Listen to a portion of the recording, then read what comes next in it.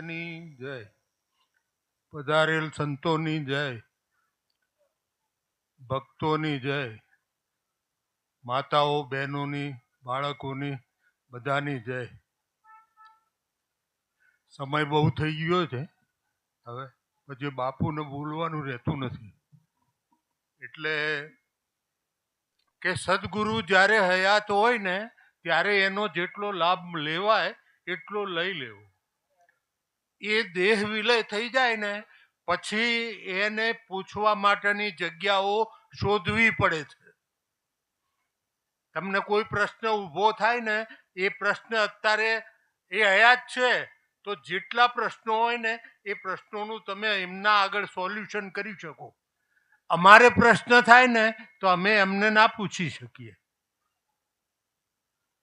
અમારે બાપા જતા રહ્યા, બાપાથી મોટા હોય તો બધા જતા જ રહ્યા હોય.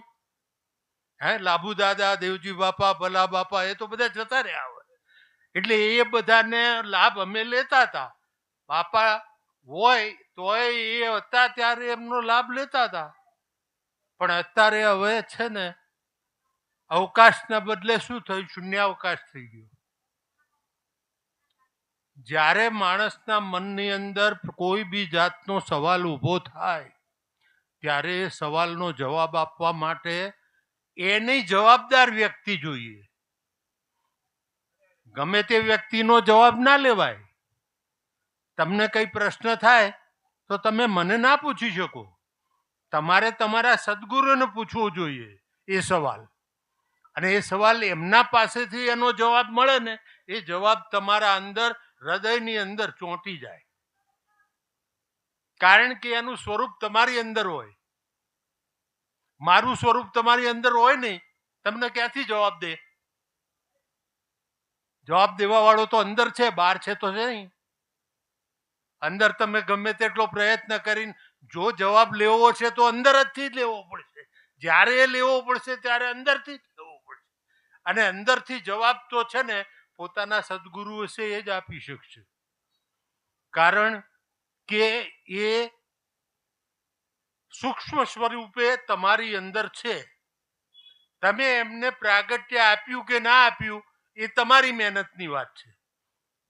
તમે મહેનત ના કરી, તમને સદગુરુએ રસ્તો બતાવી દીધો. હવે રસ્તે તમે ના હાલો તો એ રસ્તે કામ ના આવે. હું બાઇક ઉપર આવ્યો અમદાવાદથી. મને ડ્રાઈવરે સવારે પણ કહ્યું કે ભાઈ મારાથી હવા એવું નથી ને આજે મારે આમ જવું પડે એવું જ છે. લોકાચાર છે એટલે ના કહેવાય નહીં. તો કીધું કઈ વાંધો નહીં, પણ હવે મારે જવાનું તો મેં નક્કી કર્યું. તો હું તો કોઈ દિવસ બાઇક ગાડી વગર આવતો નથી. અને મારા પગનો પ્રોબ્લેમ થોડો છે. ઘરવાળાએ તકલીફમાં કે તમારે નહીં જવાનું, બાઇક ઉપર જવાતું છે એટલે બધે આપણે. તો એ આવ્યો. એ આવવાનું કારણ જુદું છે. 4 વખતથી નતો આવતો. બરાબર? તો હું રાહ જોતો હતો કે આ મહેશભાઈ કે કોઈ બોલાવા આવે છે, કોઈ કે બાપા તમે કેમ નથી આવતા. પણ મને એમ થયું કે ભાઈ આજે ભલે બાપુએ તો ફોન કર્યો મને, મેં કર્યો એમને સામેથી. મેં કહું હું આવું છું આજે અને મારે આવવું છે. ચંદ્રિકાબેન કે હું નહીં આવું, મારે છે ને ઘરનું કામ ચાલે છે. તો મેં કહું હું એકલો જઈશ. અને એકલો જઉં તો હું ગાડી લઈને આવું તો મને મોંઘી પડે. ગાડી લઈને આવું તો 2000 રૂપિયા થાય મારે. બરાબર? 18 રૂપિયા તો પેલો ડ્રાઈવર લઈ લે. એટલે મેં પછી કઈ નક્કી કર્યું કે સસ્તામાં સસ્તું છે, આપણી બાઇક લઈને જઈએ. ધીરે ધીરે જઈશું, વળી વચમાં રસ્તામાં મળી જશે તો હંગાત થઈ જશે. પણ હકીકતમાં છે ને નીકળે ને ઘણી વખત ઘણા એમ કે આપણે સત્સંગમાં તો મારે બાપા જવું હતું, પણ હું એકલો હતો ને એટલે મને એમ થયું કે એકલો જો મારે કોઈક હંગાતે હોય ને તો ભાઈ તો જે દિવસે લેવા આવે ને કાકા એ દિવસે કહેજે ને હું એકલો નહીં આવું ભાઈ, મારા હંગાતે 1-2 જણ બીજા લઈ લ્યો. મારે હથવારો જોઈએ. એ વખતે હથવારો કેમ નથી માગતા? સંતોના ચરણે જવું હોય તમે નીકળો ને બહાર. તમારા ઘરમાંથી હજી નીકળ્યા નથી, ઉઠ્યા નથી અને કહો છો કે મારે તો રેથલ જવું છે ભજનમાં, પણ વિચાર કરીને ઘર મારે આ થેલી લઈને બહાર નીકળો ને તમે રસ્તા ઉપર, સદગુરુ મહાન છે એનું નામ દઈને નીકળો. લઈ જવા વાળો તો એ છે, લઈ જવા વાળો એ અંદર બેઠો તો તઈ એમ તમે આયા, અહીંયા આયા ને, આપણે શેનાથી આયા? એ અંદર બેઠો છે એટલે જ આપણે આયા ને. એની ગેરહાજરીમાં કોઈ આવતું નથી. ભજન છે ને એ હંમેશા સત્સંગ, સેવા અને સ્મરણ, આ ત્રણ વસ્તુઓ તમે કરો તો જ્ઞાન, ધ્યાન અને આધીનતા આવે. આ ત્રણ વસ્તુઓ લાવવાની છે અને ત્રણ વસ્તુઓ કરવાની છે. આનાથી બીજું વિશેષ કશું છે જ નહીં. અને જે કરવાનું છે ને એ તમને સદગુરુએ બતાવી દીધું છે, અમને બતાવી દીધું છે, અમે કર્યું. આ બધાને બતાવી દીધું તો બધે અમને કર્યું. આ ભગવાનજીભાઈને અમે પાટણમાં તો શીખવર કેટલા વખત, 100 વખત ગયો છું હું, 100 વખત પાટણમાં ગયો બાપાના અંગાતે. બરાબર. આ અમારા તો બહુ નજીકના ભગવાનજીભાઈ તો મિત્ર છે. મારે તો ઘરનો અઠવાડિયું રહું એમના ઘેર. હેમીબેન એમના ઘેરથી દેવ થઈ ગયા, પણ એવી દેવીઓ ઓછી હોય એમ. 5 માણસ આપણા ઘેર આવે ને તો જયંતિભાઈ કહેતા હતા કે એટમ બોમ્બ ફૂટે ને એવું લાગે આપણને. ઘરવાળા, કારણ કે આ તો એવું વસ્તુ છે, આ કાંડે ઘા નાખવાની વાત છે. ભક્તિ છે ને, ભક્તિ ખાલી વાતોની નથી, ભક્તિ છે દાલ ભાતન કી, ખાલી બાતન કી નહીં. કરવી હોય તો કરો અને હજી સમજી જાઓ મનની માઈ. કોરે કોરી ભક્તિ અને બહોત આચારા, ત્યાંથી સદગુરુ વસે છે ન્યારા. ત્યાં ના હોય સદગુરુ. ભક્તિ કરવી હોય ને તો કાંડે ઘા, બજારમાંથી 5 જણને લઈ આવી અને ઘેર ચા પાવાની તૈયારી રાખવી પડે.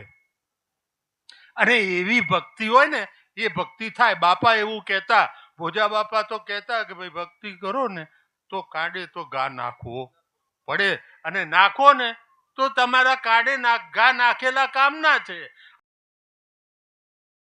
કુટીની અંદર જે મહાપુરુષ થયો, જેના અત્યારે હાલ ફોરેનની અંદર ફોટાઓનું સવારમાં સાંજે પૂજન થાય છે, અર્ચન થાય છે, આરતી થાય છે, એમનેમ થાય હે? કેમ આપણને રસ્તામાં જતા હોય તો કોઈ પૂછતું નથી, કોઈ પગે લાગતું નથી. આ માળા પહેરેલી હોય ને તો પગે લાગે, એને એમ કે કોઈક ભગત છે. બાકી છે ને માળા અંદર નાખી દો ને તો રસ્તામાં તમને કોઈ પૂછે નહીં તમે કોણ છો. એવી સરસ ભક્તિ બાપાએ આપણને બતાવી. એટલે એ ભક્તિનો આપણે બધાને ખબર છે. બાકીની બધી વાતો તો વર્ષોથી વાતો આપણે કરીએ જ છીએ, પણ થોડું ઘણું કંઈક છે ને ભજન કરી લ્યો. ભજનથી પ્રેમ પેદા થશે, અને પ્રેમ પેદા થશે ને તો ભક્તિ છે ને એ સાચા સ્વરૂપમાં સમજાશે. પ્રેમ વગર કોઈ પાવે નહીં. હુનર કરી લે 1000, ગમે તેટલા હુનર કરો ને, પણ જ્યાં સુધી સદગુરુ તરફ ભાવ પેદા ના થાય, પ્રેમ પેદા ના થાય, અને એને પેદા કરવાનો રસ્તો છે ને એ ફક્ત અને ફક્ત આપણું બાપાએ આપેલું ભજન છે. તમારા સદગુરુએ જે ભજન બતાવ્યું છે ને એમાં બેસો. સવારમાં 10-15 મિનિટ, 50 મિનિટ, અડધો કલાક, વધારે નહીં તો એટલું તો બેસો સવાર સાંજ. હે, આપણે બીજા ઘણાય ગપ્પા મારીએ. તમે બધું તમને જ ખબર છે એવું નહીં, મને બધી ખબર છે કોણ શું કરે છે. હા, બાપા અમને કહેતા હતા મને બધી ખબર છે કે તમે બધા શું કરો છો. હે, આપણે કેટલો સમય બેસો છો? બેસવું પડશે. આસન કર્યા વગર ઉગારામ દાદા કોથળાના આસન ઉપર છે ને સિદ્ધિ મેળવી અને આ ઉગમ ફોજ બનાવી. કોથળાના આસન ઉપર પર્ણકુટીમાં વરસાદ પડે, પવન આવે, પાણી પડે તોય છે ને એ અહીં બરાબર છે. એક જ આસન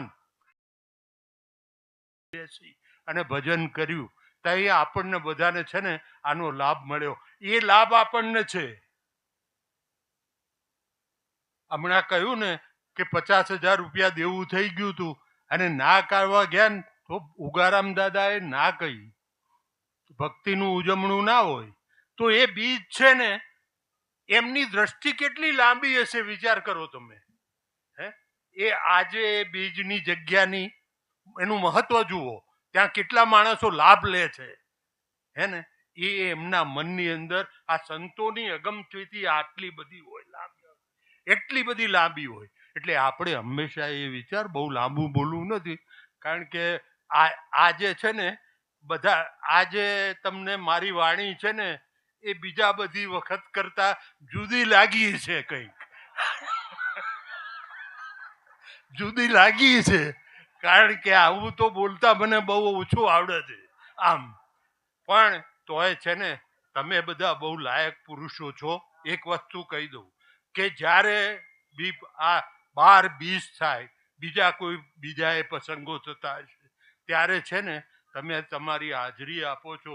આ બહેનોની સંખ્યા જોઈને મને બહુ આનંદ થાય કે અને ઉગારામ દાદાની ઉગમ ફૌજની અંદર દરેક પ્રોગ્રામની અંદર તમે જુઓ, જે પ્રોગ્રામ હોય જુઓ, બહેનોની સંખ્યા પુરુષો કરતા વધારે જ હોય, કાયમ વધારે હોય.